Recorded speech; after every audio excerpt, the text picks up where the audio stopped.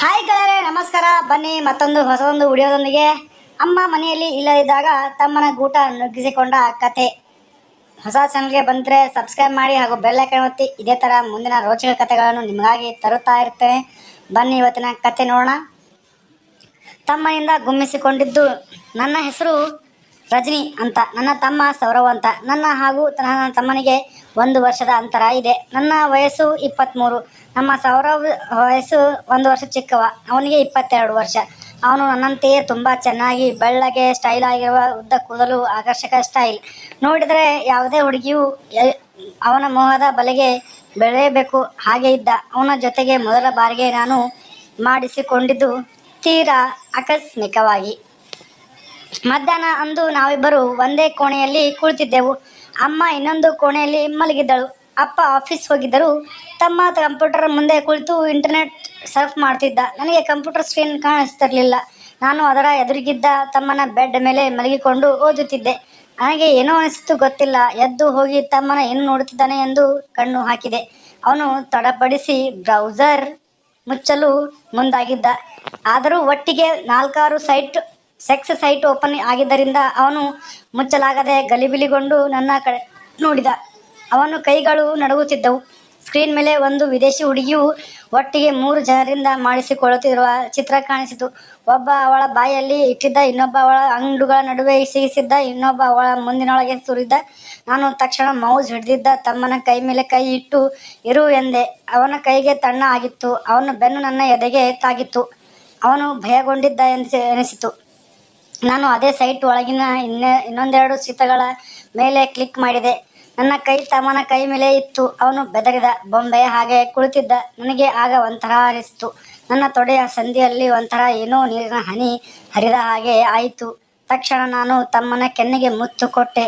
ಅವನು ಅಷ್ಟು ಹೊತ್ತು ಸೆಕ್ಸ್ ಚಿತ್ರಗಳನ್ನು ನೋಡಿ ಉದ್ರಿಕ್ತನಾಗಿದ್ದರಿಂದ ತಕ್ಷಣ ಮುಖ ತಿರುಗಿಸಿ ನನ್ನ ತುಟಿಯನ್ನು ಒತ್ತಿ ಇಂಗ್ಲಿಷ್ ಸಿನಿಮಾಗಳಲ್ಲಿ ಮಾಡುವಂತೆ ಡೀಪ್ ಆಗಿ ಕಿಸ್ ಮಾಡತೊಡಗಿದ್ದನು.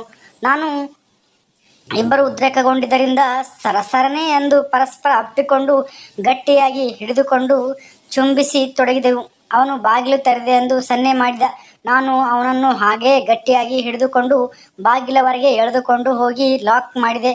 ಆನಂತರ ಪಕ್ಕದಲ್ಲಿಯ ಗೋಡೆಗೆ ಅವನನ್ನು ಒತ್ತಿ ಹಿಡಿದು ಮುಖದ ಮೇಲೆ ಚುಂಬಿಸಿದೆ. ಅವನ ಶರ್ಟ್ ಬಟನ್ ಬಿಚ್ಚಿದೆ. ಕೆಳಗೆ ಹಾಕಿದ್ದ ಪ್ಯಾಂಟ್ ಕೂಡ ನಾನೇ ಜಾರಿಸಿದೆ. ನಾನು ನೈಟ್ ಗೌನ್ ತೊಟ್ಟಿದ್ದೆ. ತಕ್ಷಣ ಅವನು ಅದನ್ನು ಮೇಲಕ್ಕೆ ಎತ್ತಿ ನನ್ನ ಅಂಡುಗಳನ್ನು ಗಟ್ಟಿಯಾಗಿ ಜೋರಾಗಿ ಹಿಡಿದುಕೊಂಡು ಒತ್ತುತ್ತಿದ್ದ. ನನಗೆ ಮೈಯೆಲ್ಲ ಕರೆಂಟ್ ಹರಿದ ಅನುಭವ ಆಯಿತು. ತನ್ನ ತುಟಿಯನ್ನು ನನ್ನ ಒಂದೊಂದು ಮೊಲೆಯ ಮೇಲೆ ಹಿಡಿದು ಚಿಪ್ಪಿದಾಗಲೆಲ್ಲ ನನ್ನ ತೊಡೆಗಳ ನಡುವೆ ಏನೋ ಒಂಥರ ಕಚ್ಚುಗುಳಿ. ಬೇಗನೆ ಅವನದ್ದು ಅಲ್ಲಿ ಹಾಕಿಸಿಕೊಳ್ಳಬೇಕು ಎಂದು ಅನಿಸುತ್ತಿತ್ತು. ನಾನು ಕೂಡ ತಡ ಮಾಡಲಿಲ್ಲ. ನನ್ನ ಚಡ್ಡಿ ಬಿಚ್ಚಿದೆ. ತಮ್ಮನ ಮುಂದೆ ಬೆತ್ತಲಾದೆ. ಅವನು ಅವಸರವಾಗಿ ಚಡ್ಡಿ ಬಿಚ್ಚಿ ತನ್ನದು ನನ್ನ ಮುಂದೆ ಎತ್ತಿ ಹಿಡಿದು ನಿಂತ. ತಕ್ಷಣ ಇಬ್ಬರು ಬೆಡ್ ಕಡೆಗೆ ಹೋಗಿ ಮಲಗಿದ್ದೆವು. ನಾನು ಅಂಗಾತ ಕೆಳಗೆ ಮಲಗಿದ್ದೆ. ಅವನು ತನ್ನ ರಾಡನ್ನು ನನ್ನ ದೊಳಗೆ ನುಗ್ಗಿಸಿದ. ನನಗೆ ಗೊತ್ತಿಲ್ಲ, ನನ್ನ ಪೊರೆ ಮೊದಲೇ ಹರಿದು ಹೋಗಿರಬೇಕು. ಅಂದರೆ ಸಿಲ್ ಮೊದಲೇ ಹರಿದು ಹೋಗಿರಬೇಕು. ಅವನದ್ದು ಹಾಕಿದಾಗ ಅದು ನೋಡು ಎನಿಸಲಿಲ್ಲ. ಆಗ ನನಗೆ ನೆನಪಾಯಿತು, ಒಮ್ಮೆ ನನ್ನ ಬೆರಳು ನನ್ನ ಒಳಗೆ ಹಾಡಿಸಿಕೊಂಡು ತುಂಬ ನೋವಾಗಿ ರಕ್ತ ಬಂದಿತ್ತು. ಆಗಲೇ ಪೊರೆ ಹರಿದು ಹೋಗಿರಬೇಕು ಅಂತ ಅನಿಸಿತು. ತಮ್ಮ ಬಾಯಿಯೊಳಗೆ ಬಾಳೆಕಾಯಿ ನನ್ನದೊಳಗೆ ಸೇರಿ ಹಿಂದೆ ಮುಂದೆ ಆದಾಗ ನನಗೆ ಹಿತವೆನಿಸಿತು. ಅವನು ಒಳಗೆ ತಳ್ಳಿದಾಗ ಅವನದ ಅಂಚಿನ 2 ಗೋಲಿಗಳು ನನ್ನ ಅಂಡಿನ ನಡುವೆ ಒತ್ತುತ್ತಿದ್ದವು. ನಾನು ಒಂದಿಷ್ಟು ಸದ್ದು ಮಾಡದೆ ತುಟಿ ಬಿಗಿ ಹಿಡಿದು ಆ ಕಡೆಯಿಂದ ಈ ಕಡೆಗೆ ಹೊರಳಾಡಿದೆ. ನನ್ನ ಸೀಲ್ ಮೊದಲೇ ಬಿಚ್ಚಿತು. ತನ್ನ ಕೈಗಳನ್ನು ನನ್ನ ಮೊಲೆಯಿಂದ ಸೊಂಟದವರೆಗೆ ಮತ್ತೆ ಸವರುತ್ತಿದ್ದ. ಒಮ್ಮೆ ಬಾಗಿ ಮೊಲೆ ತೊಟ್ಟುಗಳನ್ನು ಒಂದೊಂದು ಮೇಲೆ ಒಂದೊಂದು ನಾಲಿಗೆಯಿಂದ ನೆಕ್ಕಿದ. ನಾನು ಅವನ ಕಿವಿಯಲ್ಲಿ ಹಾಗೆ ಮಾಡುತ್ತಲೇ ಮಾಡು ಎಂದು. ತಮ್ಮ ಏನು ಮಾಡುತ್ತಿದ್ದೀಯಾ? ಮೊಲೆ ಮೇಲೆ ನಾಲಿಗೆ ಆಡಿಸುತ್ತಲೇ ತನ್ನದು ಒಳಗೆ ಹೊರಗೆ ಮಾಡಿದ. ಆಗಾಗ ಅದು ಜಾರಿ ಹೊರಗೆ ಹೋದಾಗ ತನ್ನ ಕೈಯಿಂದ ಅದನ್ನು ಹಿಡಿದು ಮತ್ತೆ ಒಳಗೆ ತಳ್ಳುತ್ತಿದ್ದ. ನಾನು ನನ್ನೆರಡು ಕೈಗಳನ್ನು ಅವನ ಬೆನ್ನಿನ ಮೇಲೆ ಹಾಗೂ ಮೇಲೆ ಗಟ್ಟಿಯಾಗಿ 2 ಕೈಗಳನ್ನು ಹಿಡಿದುಕೊಂಡಿದ್ದೆ. ಅಂಡುಗಳ ಮೇಲೆ ಆಡತೊಡಗಿದ. ಸ್ವಲ್ಪ ಹೊತ್ತಿನಲ್ಲಿ ತಮ್ಮ ಮೈಯೆಲ್ಲ ಬಿಗಿ ಹಿಡಿದು ಉಸಿರು ಬಿಟ್ಟ. ನನ್ನದರೊಳಗೆ ಅವನದಿಂದ ಬಿಸಿ ಬಿಸಿ ನೀರು ಹರಿಯಿತು. ನನಗೆ ಇನ್ನೂ ಬೇಕು ಅಂತ ಅನಿಸಿತು. ಆದರೆ ತಮ್ಮ ಸುಸ್ತಾಗಿ ನನ್ನ ಮೇಲೆ ಹಾಗೆಯೇ ಬಿದ್ದುಕೊಂಡ. ಆ ಹೊತ್ತಿಗೆ ಅಮ್ಮ ಕೂಗಿದಂತೆ ಅನಿಸಿತು. ಇಬ್ಬರು ಅವಸರವಾಗಿ ಎದ್ದು ಡ್ರೆಸ್ ಮಾಡಿಕೊಂಡು ಮೆಲ್ಲಗೆ ಬಾಗಿಲು ತೆಗೆದು ಮತ್ತೆ ನಮ್ಮ ಜಾಗದಲ್ಲಿ ಕುಳಿತುಕೊಂಡೆವು. ಅಂದು ಮೊದಲ ಬಾರಿಗೆ ನನ್ನದರೊಳಗೆ ಹಾಕಿದ ತಮ್ಮ. ಅನಂತರ ಮತ್ತೆ ಮತ್ತೆ ಮಾಡೋಣ ಬಾ ಎಂದು ಆಗಾಗ ಕರೆತೊಡಗಿದ್ದ. ನನಗೆ ಇಲ್ಲ ಎನ್ನಲು ಹೇಳಲು ಆಗುತ್ತಿರಲಿಲ್ಲ. ನಾನು ಗರ್ಭಿಣಿ ಆಗಿದ್ದೇನೆಂದು ಕೂಡ ಗೊತ್ತಾಗಲಿಲ್ಲ.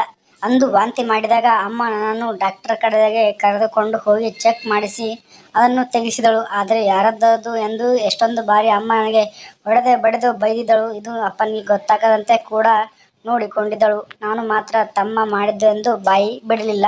ಕಾಲೇಜ್ ಫ್ರೆಂಡ್ ಎಂದೇ ಮಾತ್ರ ಅಮ್ಮನಿಗೆ ಹೇಳಿದ್ದೆ. ಅನಂತರದಿಂದ ಎಚ್ಚರವಾಗಿ ಮತ್ತೆ ತಮ್ಮನ ಜೊತೆಗೆ ಮಾಡಿಸಿಕೊಳ್ಳುವಾಗ ಕಾಂಡಮ್ ಬಳಸತೊಡಗಿದೆ. ಮಲ್ಟಿ ಸ್ಟೋರ್ಗೆ ಹೋಗಿ ಅಲ್ಲಿ ಕಾಂಡಮ್ ಕೊಳ್ಳುತ್ತಿದ್ದೆ. ಏಕೆಂದರೆ ಅಲ್ಲಿ ನೇರವಾಗಿ ಎತ್ತಿಕೊಂಡು ಕೇವಲ ಬಿಲ್ ಮಾಡುವವಳಿಗೆ ತೋರಿಸಿದರೆ ಸಾಕಿತ್ತು. ಆ ಬಿಲ್ ಮಾಡುವ ಹುಡುಗಿ ಕಾಂಡಮ್ ಪ್ಯಾಕ್ ನೋಡಿ ನನ್ನ ಕಡೆ ತುಂಟ ನಗೆ ಬೀರುತ್ತಿದ್ದಳು. ಹೀಗೆ ಅನಂತರದಿಂದ ನನ್ನ ಹಾಗೂ ತಮ್ಮ ನಡುವಿನ ಸರಸರ ನಿಂತವಾಗಿ ಸಾಗಿತ್ತು. ನನಗೆ ಮದುವೆ ಆದ ನಿರ್ಧಾರವು ದಿನವೂ ನಾನು ತಮ್ಮೆಯಿಂದ ಮಾಡಿಸಿಕೊಂಡಿದ್ದೇವೆ.